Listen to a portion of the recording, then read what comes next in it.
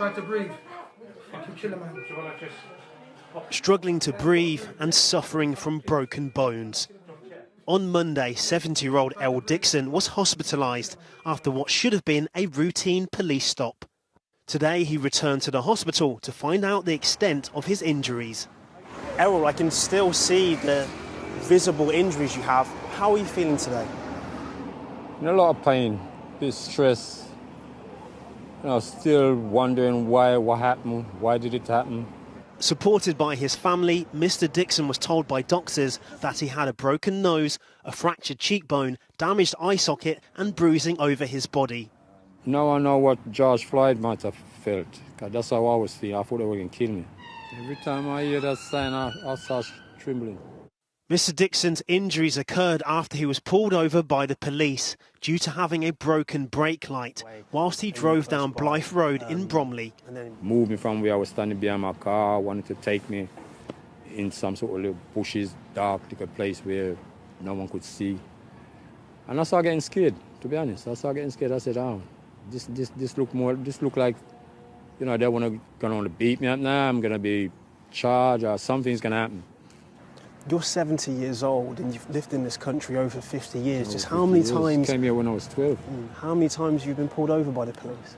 Hundreds of times. Hundreds of times. You'll be just driving along, or even just walking along. You never stop getting pulled over by police. As long as you're black in this country, it's always going to happen. This was like nothing new to me. But I thought, being at my age, things like this was really stop. I thought they would look at me as an old man and say, well, he's all right, that's all. But nothing changed. When Mr. Dixon did not return home, his worried wife called his mobile. She was shocked when a police officer answered the phone and told her Errol had been arrested and was injured.